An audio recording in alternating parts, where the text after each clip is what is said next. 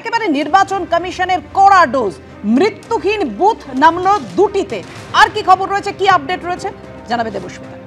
একদম পাপিয়া, ঠিক যে কথা তুমি বলছিলে, এই শুরুটা হয়েছিল একেবারে 2208 এই সংখ্যা দিয়ে, পরপর ধাপে ধাপে সেটা 7-এ এসে দাঁড়ায়। আর এবার জানা যাচ্ছে একেবারে দুটিতে এসে দাঁড়ালো এই মৃত্যুহীন বুথের সংখ্যা। কমিশনের কড়া ডোজের পর এই তথ্যই সামনে আসছে।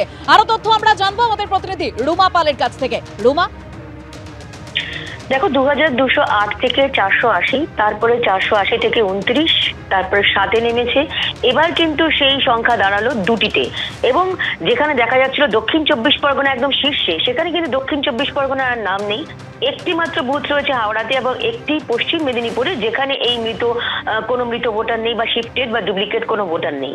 অর্থাৎ বোঝা যাচ্ছে যে একেবারে 2208 যে বুথ এআই এর মাধ্যমে কিন্তু নির্বাচন কমিশন সেটা জানতে পেরেছিল এবং তারপরেই কিন্তু রিপোর্ট চাওয়া হয়েছিল ধাপে ধাপে। কিন্তু একটা একটা দিন যখন যাচ্ছে দেখা যাচ্ছে যে এই যে সংখ্যাটা কিন্তু কমছে এবং কমার পর কিন্তু এখন দেখা যাচ্ছে যে দুটোতে ঠেকেছে, কারণ কোনো সেখানে মৃত ভোটার নেই।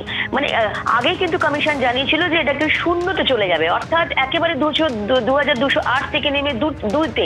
মানে বোঝা যাচ্ছে যে এখানে কিন্তু ভুল ত্রুটি যে হয়েছিল সেক্ষেত্রে যে ইচ্ছাকৃত বা অনিচ্ছাকৃত কমিশন এটা খোলসা না করলেও বোঝা যাচ্ছে যে 2208টি যে বুথ ছিল সেটা যে এআই এর মাধ্যমে ধরা পড়েছিল, সেখানে যে ত্রুটি ছিল সেটা কিন্তু বোঝা যাচ্ছে এবং সেটা কিন্তু এখন দুটি বুথে নেমেছে। বেশ রুমা, তুমি আমাদের সঙ্গে থাকো। এসআইআর এর প্রক্রিয়া চলছে পশ্চিমবঙ্গে। এখনো পর্যন্ত নির্বাচন কমিশন সূত্রে যা খবর, যে যাদের নাম বাদ পড়তে চলেছে সেই তালিকায় কতজন রয়েছে? 56,37,731 জন।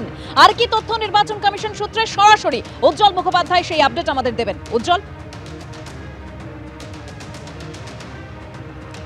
দেখো, এই মুহূর্তে আমাদের কাছে যে তথ্য আছে নির্বাচন কমিশন সূত্রে জানানো হয়েছে তা হচ্ছে মৃত ভোটারের সংখ্যা প্রায় 24 লক্ষ। এখানে বলা হচ্ছে 23,98,345 জন। আনট্রেসেবল অর্থাৎ যাদেরকে এখনো চিহ্নিত করা যায়নি এরকম ভোটারের সংখ্যা রয়েছে 10,94,710 জন।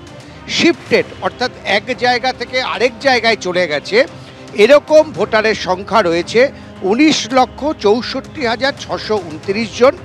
ডুপ্লিকেট অর্থাৎ যে ক্ষেত্রে এক ব্যক্তির একাধিক জায়গায় নাম রয়েছে, এমনও দেখা গেছে যে 42 জায়গায় নাম রয়েছে কোনো একজন ব্যক্তি যিনি বলছেন তিনি জানেনই না, সেরকম সংখ্যা হচ্ছে এই মুহূর্তে 13,02,215 জন। এবং অন্যান্য বিভিন্ন ক্যাটাগরিতে ভাগ করা আছে, সেটা হচ্ছে 4,07,832 জন।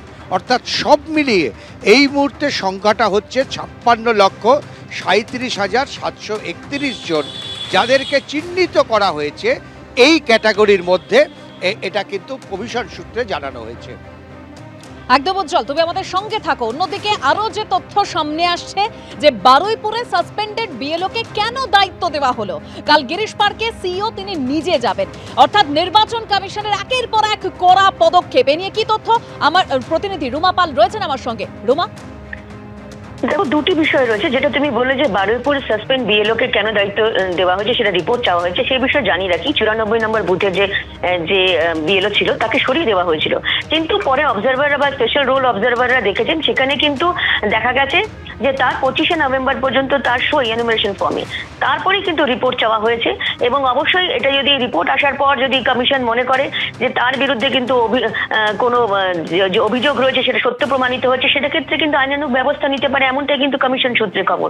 অন্যদিকে জানিয়ে রাখি ইতিমধ্যে কিন্তু নির্বাচন কমিশন আবারও স্পষ্ট বলেছে যে বিএলওরা যদি 11 তারিখ অব্দি সময় দেওয়া হচ্ছে, ওটা কিন্তু বোনাফাইড মিস্টেক মনে করা হবে।